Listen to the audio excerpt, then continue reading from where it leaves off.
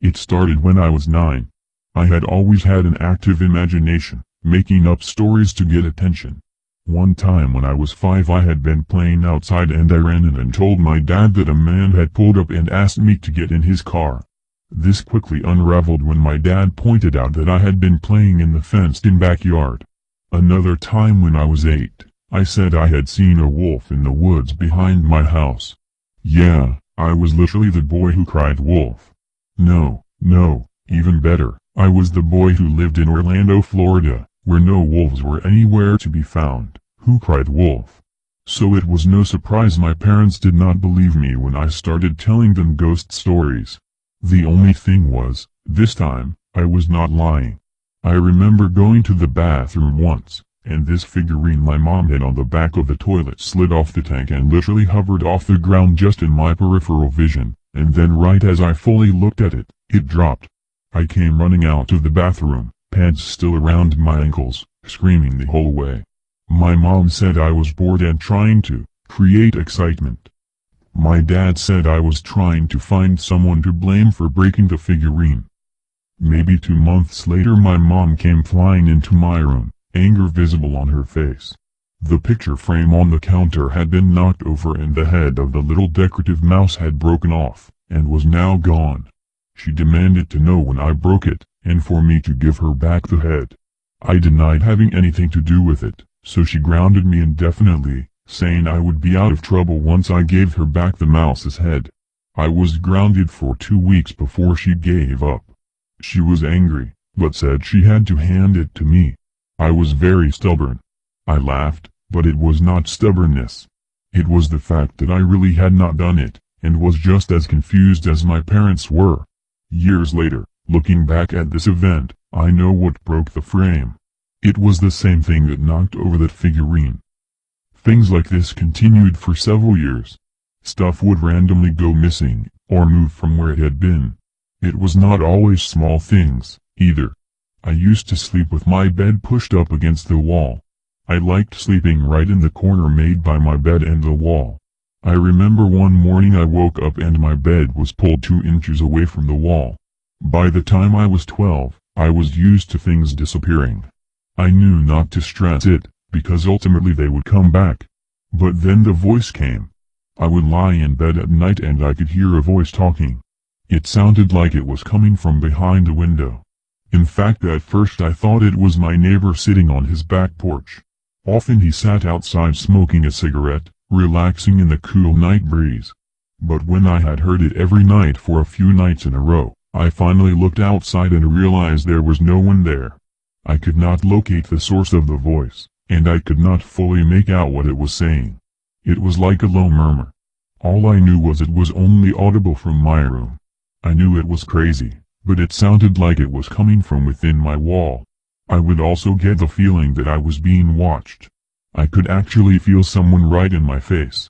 It was not like I could feel them breathing, or anything. I could just, feel them.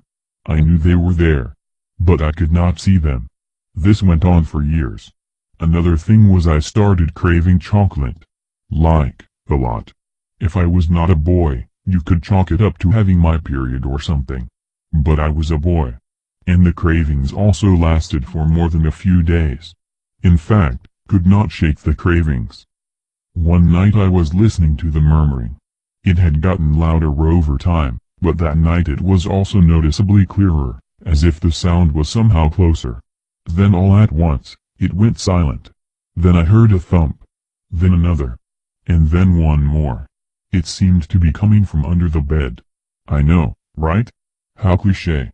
A monster under the bed, oh no, right? This is why I was slightly smiling as I leaned over and slowly pulled the bed skirt up. The hand grabbed me so fast that I was under the bed before I had even stopped smiling. My scream was muffled by another hand clasping my mouth, and I felt myself being pulled down and through the carpet into darkness. I became extremely nauseous and then passed out.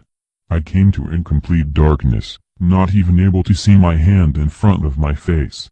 The only thing I could see was the flames of a fire in the distance. Somehow, as big as the fire appeared to be, I noticed it was not casting any light. But it was emitting heat. Even though the flames were still a good distance away, I could feel it on my face, like when you were sitting too close to a bonfire. I walked towards the flames, almost instinctively, like a moth drawn to a bug zapper. Once I got closer, I was able to see that there was not just one fire, but dozens of them. No, hundreds. I suddenly came to the realization that I was not afraid, and that in itself unnerved me. "John," a voice called out. "Welcome." I looked around and suddenly could see. It was not any less dark than before, but yet I could see clear as day. And I also abruptly became aware of my own being. I felt different. Malevolent. Looking around, I could now see that each fire was being stoked by someone. I was surrounded by hundreds of people, each one shoveling what looked like ash into their fire. The ashy material seemed to be endless. Each shovelful of ash lifted up was immediately replaced before the shovel was barely even off the ground. "I see you've noticed our fire chamber," the voice continued. I turned and saw a huge man sitting on a throne. That had not been there a second ago. "Who are you?" I asked. "Where am I?" "The in-between," a new voice answered. I turned and saw another being. This one was smaller.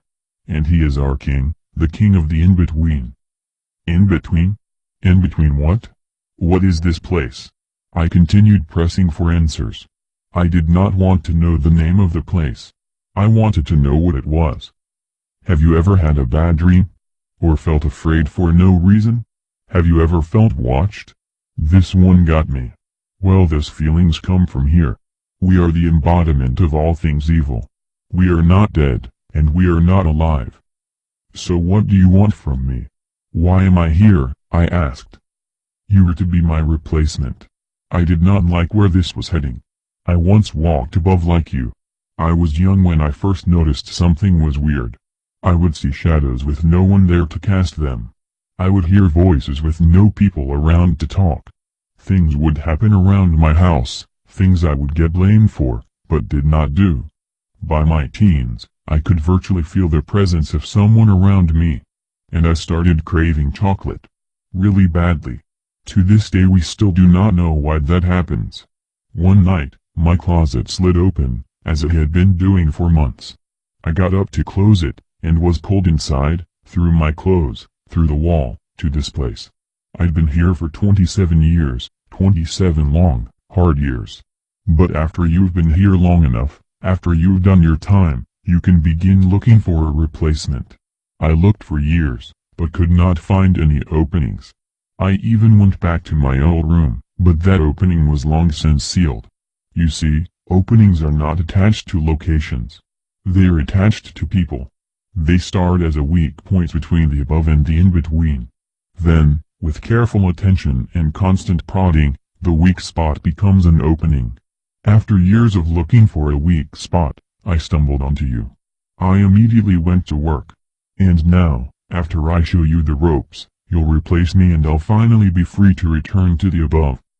Down here, the concept of time is lost. I spent the next few days, or maybe weeks, or months, learning how things work.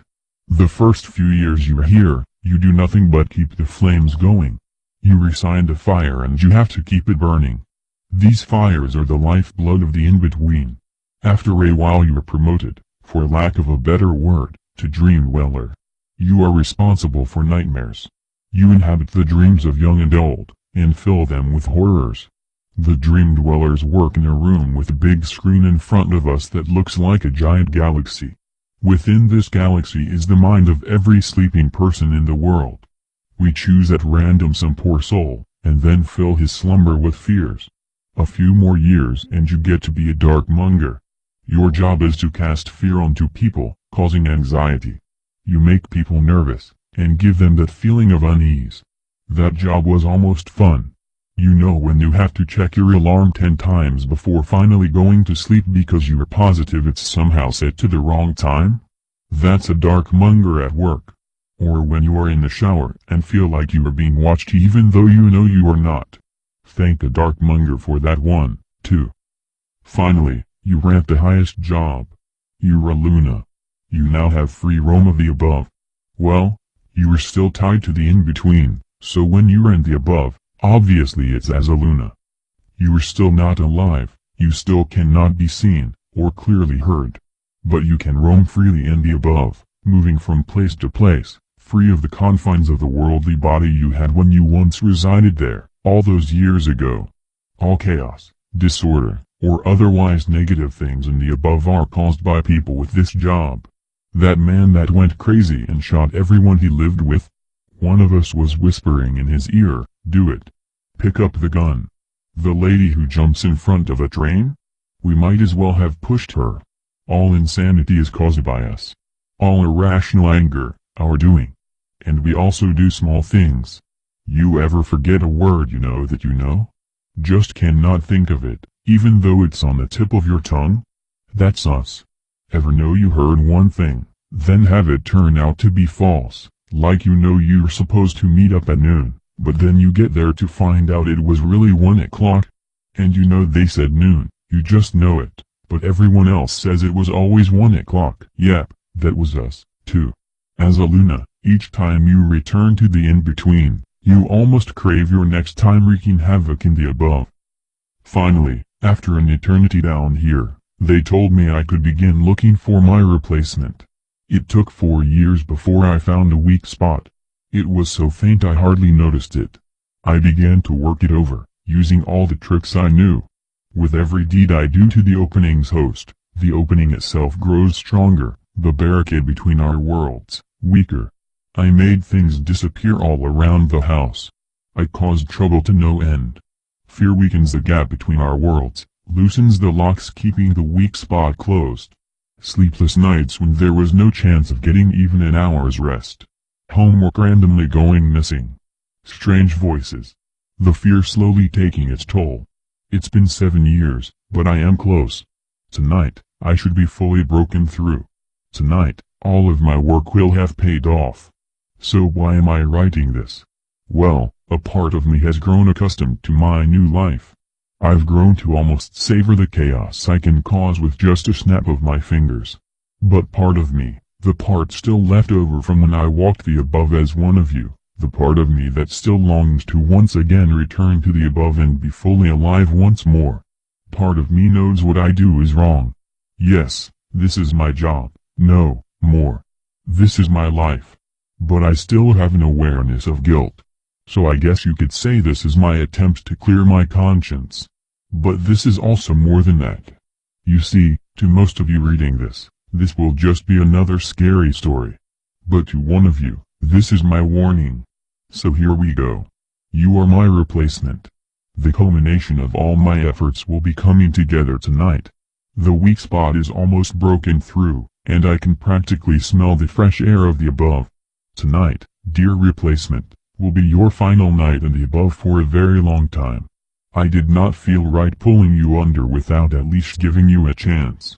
But now as I sit here watching you come to the end of this story, my story, I feel I have done my duty to adequately warn you. As I watch you reading my words, I know that the time has finally drawn imminent.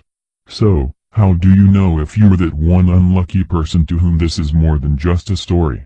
How do you know if this warning is meant for you?